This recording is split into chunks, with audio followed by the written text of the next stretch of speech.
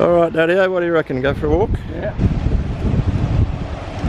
Oh, this is good. You're walking good. These are Australian beaches, Daddy-o, aren't they? Yeah. Blue Lagoon Beach, Bateau Bay. It's got warning, the aquatic environment is hazardous and constantly changing, swimming not advised. No lifeguard. There you go. Yeah. Yeah, no flags, no swim. Up there's North Shelley Beach.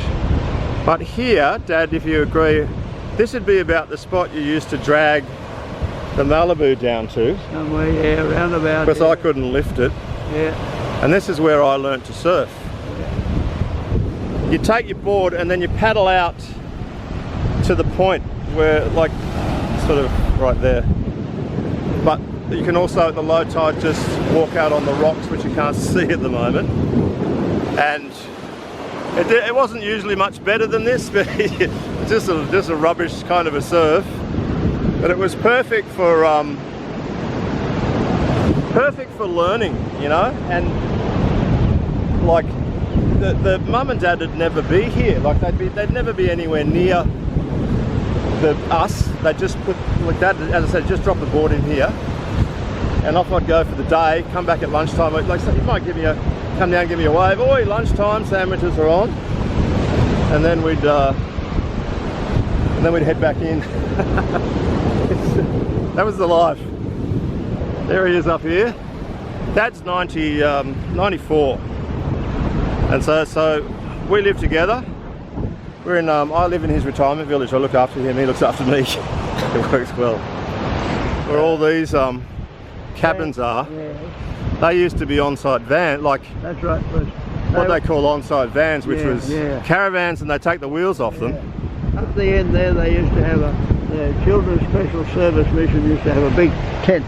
Big Yes, camp, yeah. yes. Oh, and they used to have a church service once a week or something or other, you know.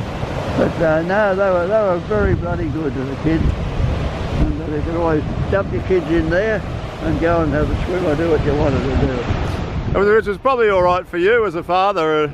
Didn't have to worry about the kids. Didn't have to worry about the kids, which was good. Yeah. Had a bit of a break. I had to worry about Mum because she didn't like surfing. Oh, really? No, Mum hated surf. She was good at the beach though. She used to bring the esky and all the food and all that, yeah. Oh, she used to turn on a... Getting the colour. She was good. She loved it. The what? She used to love sitting in the sun. Oh, nobody comes here anymore to swim, or... I don't know. I think they're all scared by the signs. I mean, look at this. It says unpatrolled beach, no lifeguards, no swimming, dangerous, you know, rocks and all that. Yeah. But what they have done is in Australia, as you know, if you're Australian, they build these dune areas. That's right. So this is all fenced off right through here, and then from the beach. So you can't walk, you know, from sand to there, so you're not destroying the dune every time. And plus the vegetation that they plant is holding the sand in place. That's right. And stopping the beach from disappearing. Give you a hand here because it's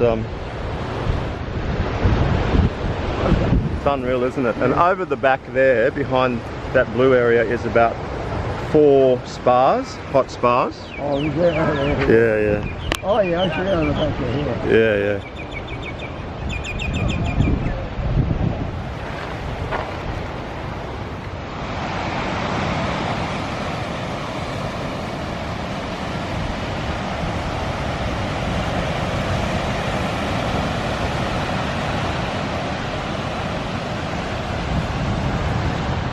I'll tell you a story, and you can choose to believe it or not.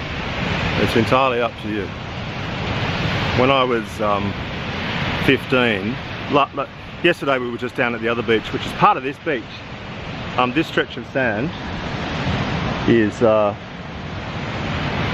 same stretch of sand that we were at yesterday, and we walked up from there. I was 15 years old, and I walked up with 3 of my mates from there to this beach here, and it was a really huge surf. Well, it was a king tide, so like we didn't have boards, we just came for a walk up for a swim. It was a king tide, so it would have been about maybe 4 to 5 foot, something like that. And then there's nobody here. There was nobody at the beach. There's nobody whatsoever. in the water, we thought. And I thought, what's going on? Like, this is amazing surf and there's nobody out there. It was overcast, so there was that. It was during Christmas holidays. But yeah, so we're walking up and then we looked out, sort of just out here, and we saw these guys with their hands up, drowning. And we thought, all right, so we pretty good swimmers and they're a long way out, but that's okay. So all of us jumped into the water and started swimming out.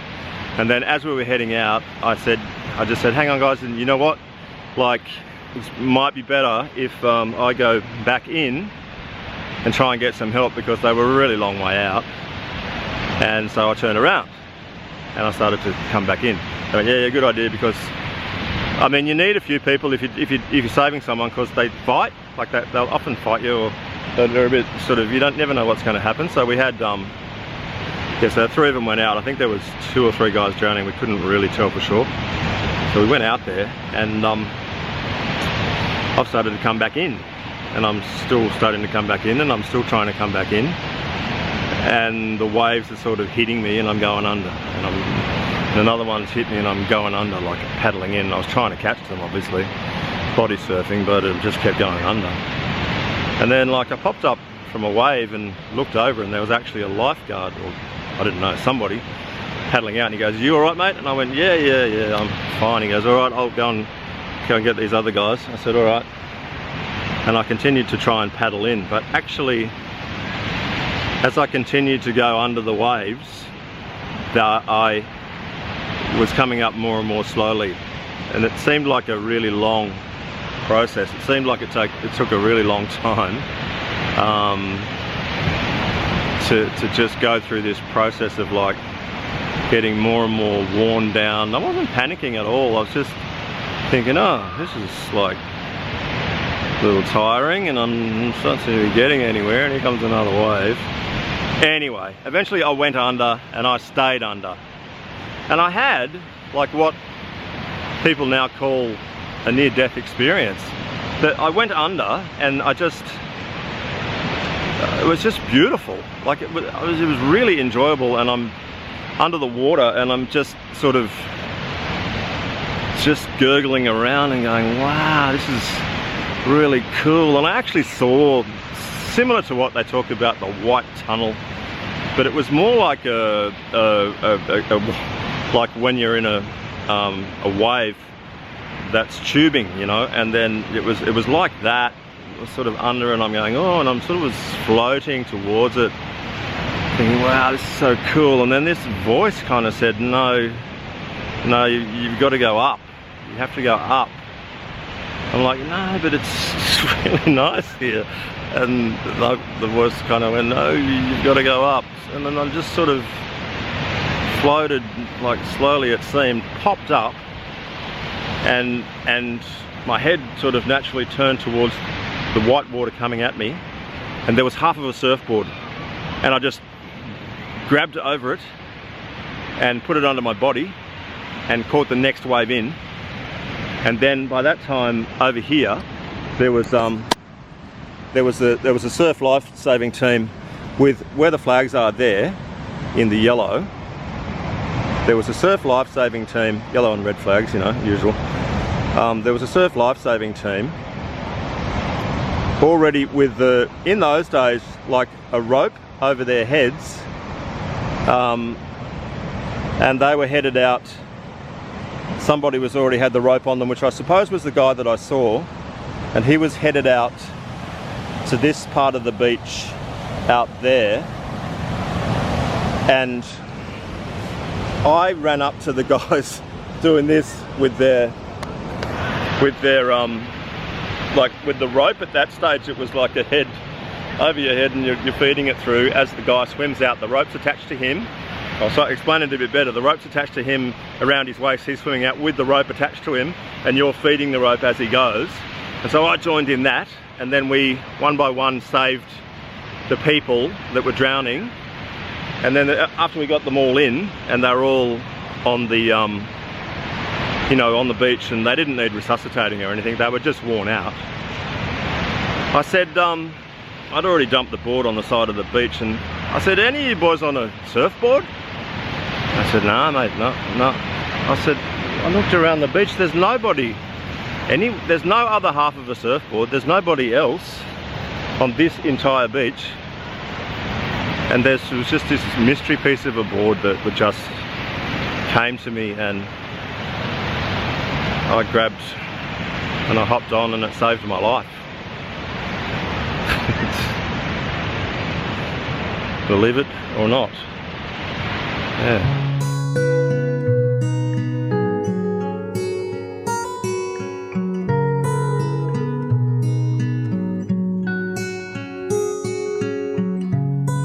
When the time is right and I'm not alone, I will conquer this and bring you home.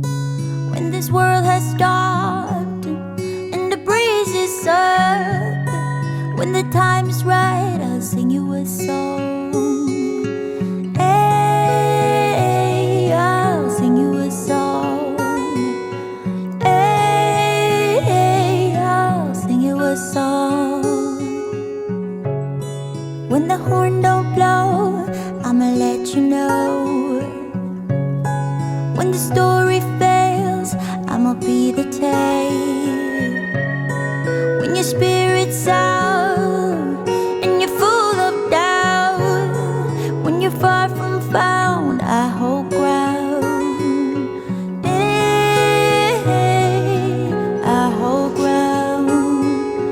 Hey, I hold ground. Hey, I'll sing you a song. Hey, I'll sing you a song.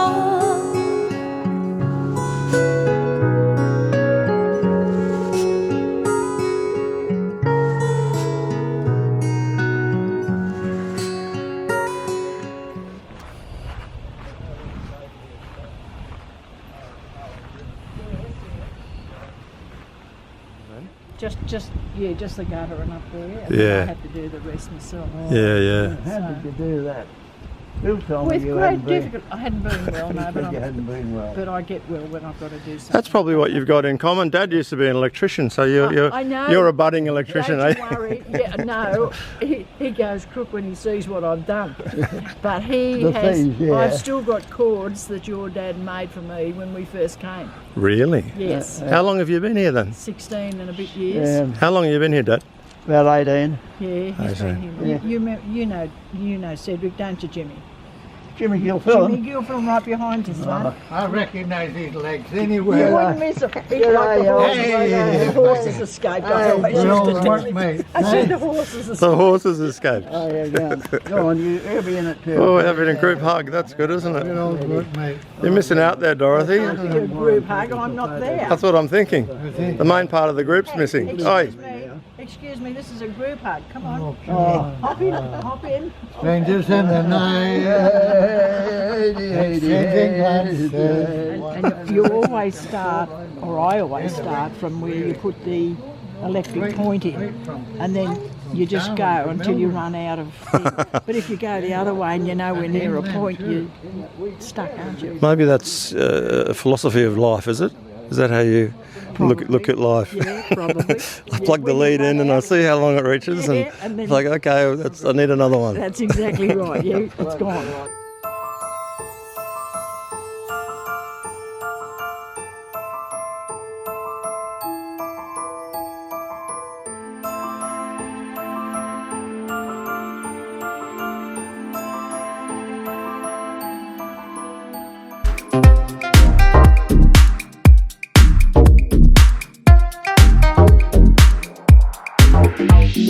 Just arriving at the hospital now. So sick of saying this shit. I'm just going to see the oncologist and he wants to talk to me. But actually I'm just going to say, look, we can just make this really simple, guys. I've got 4 questions. Also got cancer, am I in remission? What's the worst case scenario? What's the best case scenario? I think I've become diametrically opposed to the concept of sustaining life at all costs.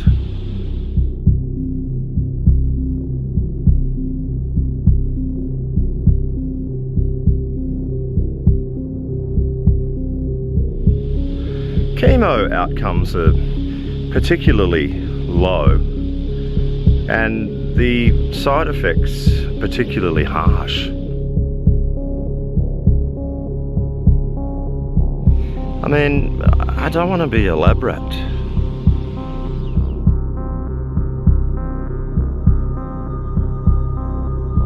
I don't want to be a science experiment.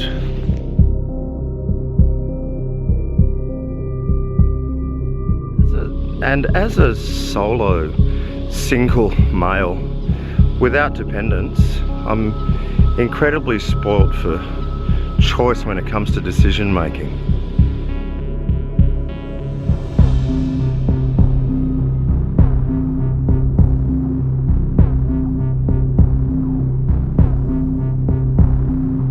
And so I gave up taking the chemo tablets after the IV after 3 days, and I've decided not to continue down that path. No more chemo for me. Hopefully you'll understand the path that I've chosen, the road that I'm going down, and yeah, thanks for your support.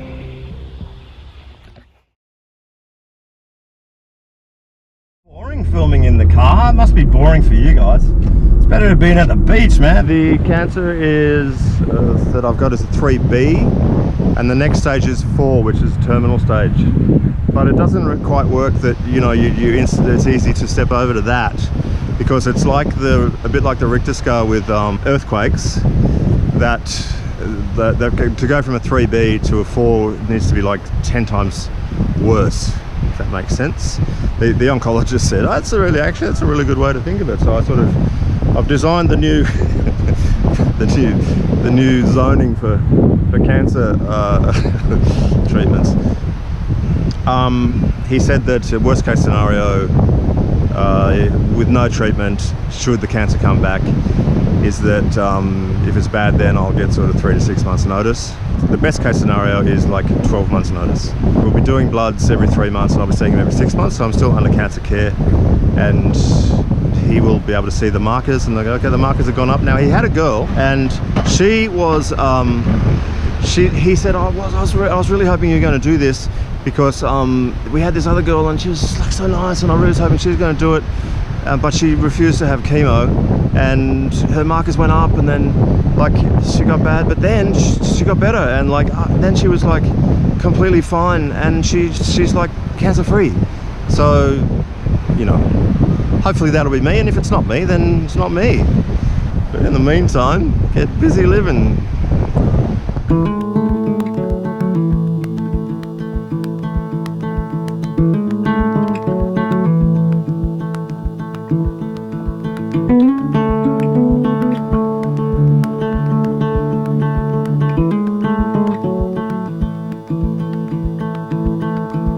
I still remember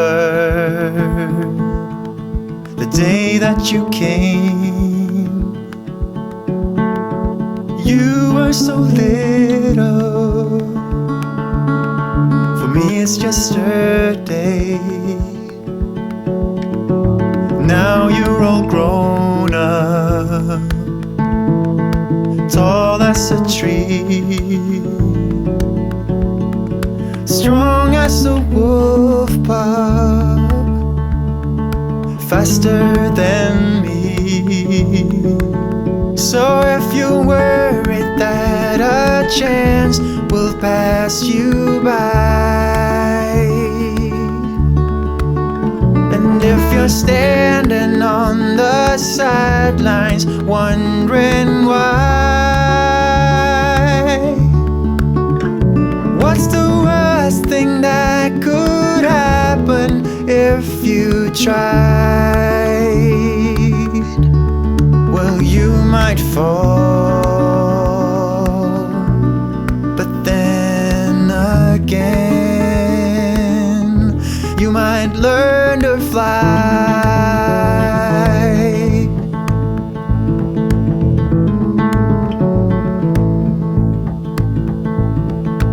I see you're struggling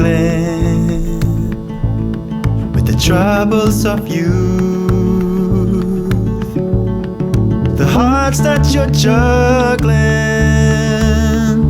this possession of truth. And if you're worried that a chance will pass you by, don't be standing on the sidelines wondering why. What's the worst thing that could happen if you tried? Well, you might fall, but then again, you might learn to fly.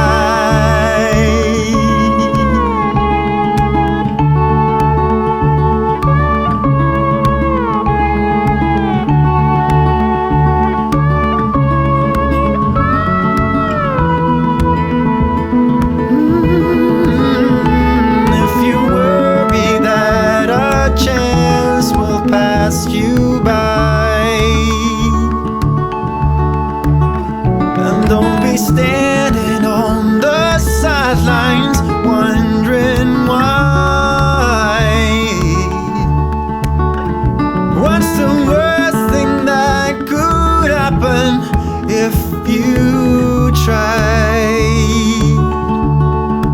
Whoa, what's the worst thing that could happen if you tried? Well, you could fall.